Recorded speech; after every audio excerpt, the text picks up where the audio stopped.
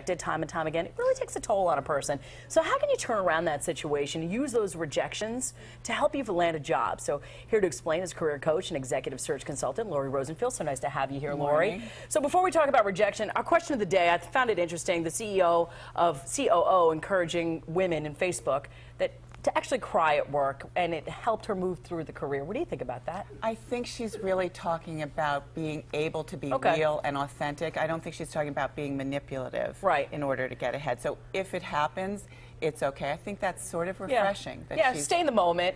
That she's able to say that. Well, that's nice. So hopefully the next generation will be able to learn from that too. Okay, interesting. Let's talk about rejection. This is the topic. How do we move through that? And how do we make it work for us? That's something that we need to talk about. It can be really difficult. It can be. We can learn a lot from salespeople about how to manage rejection. I was talking to a friend recently who's a salesperson who said he doesn't measure his success every month by how many sales he makes. Wow. He measures it by how many rejections he gets. Amazing. It's a great attitude to have when you're conducting a job search. That is a really great way to look at that. Turn that into a positive. All right, in a job search, what good rule of thumb when it comes to minimizing rejection? Just to continue along that sales analogy, if you want to make sure that the product you're selling, which in this case is you, meets the needs of the customer, right? So every salesperson knows that. Know your customer. So do your research on the company and the person who's going to be interviewing you, so you know if you meet their needs. All right, so in a job search, there's always different stages of where you can get rejected. So how do you learn from it? You get really close and then you get rejected, then you're really far away, you don't even make it into the candidate pool. So how do you start with that? If you're not making it to an interview, clearly there's some things you need to do better.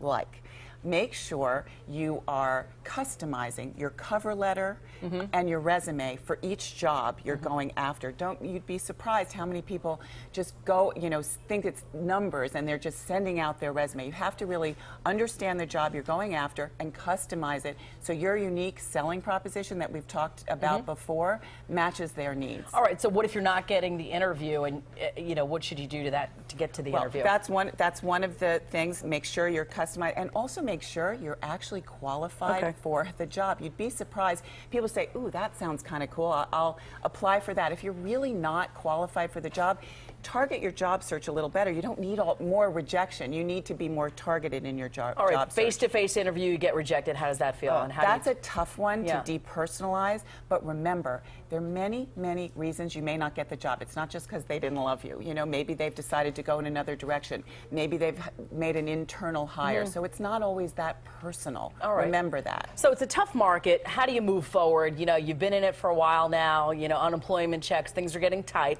So how can you empower a person to keep moving on despite the rejection? You get rejected from your latest interview. You're really disappointed, but you know what? Use it as a networking opportunity.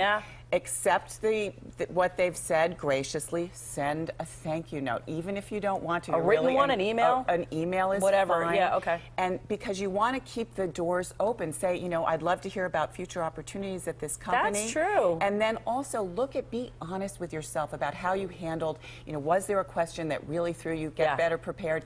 And how good are you at interviewing? And if you're not, set up some mock interviews, even with a friend. That's a good one. Or a career professional. That's right. Figure out what you did wrong so you can land that job next time. Laurie, thank you so much, as always. So welcome. Turn that rejection into a positive thing. All right.